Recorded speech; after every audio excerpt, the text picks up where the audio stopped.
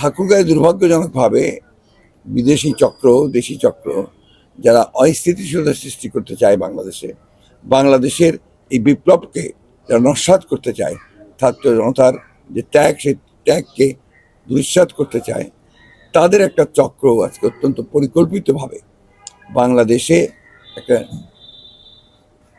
Minority নির্যাতনের একটা অলীক একটা কাহিনী প্রচার করে চলছে। এখানে ঠাকুরগাঁয়ে প্রথম যা গোলযোগ হয়েছে পলিটিক্যাল গোলযোগ 5 তারিখে। It was political, not at all religious or not at all any communal. Political turmoil সবসময় পলিটিক্যাল জিনিস কিছু না কিছু হয়। তারপরে 5 তারিখের পরে এখনো পর্যন্ত এমন কোনো ইনসিডেন্ট হয়নি যে ইনসিডেন্টের জন্য এখানে আপনার সংখ্যালঘু নির্যাতন হচ্ছে এই ধরনের কথা বলা যাবে। কিন্তু একটা চক্র পরিকল্পিতভাবে এবং পতিত যে সরকার অর্থাৎ পতিত যে আপনার শাসক গোষ্ঠী, তাদের লোকেরা পরিকল্পিতভাবে এখানে আপনার বিভিন্ন ঘটনার নাটক সাজিয়ে তারা এটাকে প্রচার করছে।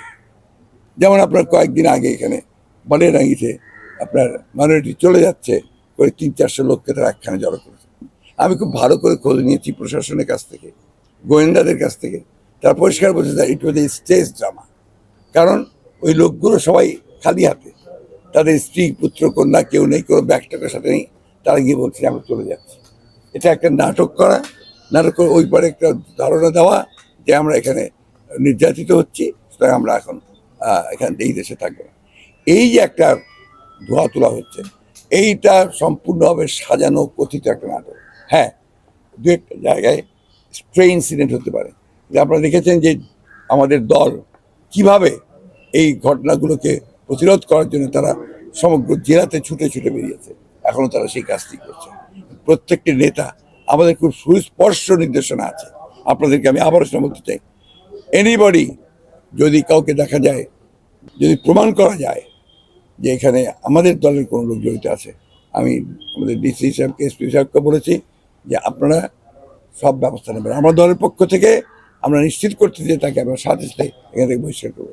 আমাদের এখানকার সনাতন ধর্মের যারা মানুষ আছেন তাদেরকে অনুরোধ করব, আপনারা গুজবে কান দেবেন না, বা কারো যারাকে আমরা বলি ইনফ্লুয়েন্সড হবেন না, প্রভাবিত হবেন না।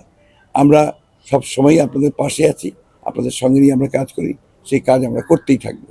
এবং এখানে সৌহার্দ্য যেন বিনষ্ট না হয়, হিন্দু মুসলমান অন্যান্য ধর্মের সঙ্গে যেন কোনো সমস্যা তৈরি না হয়, সে দায়িত্ব আমাদের, সে দায়িত্ব আমরা নিয়েছি।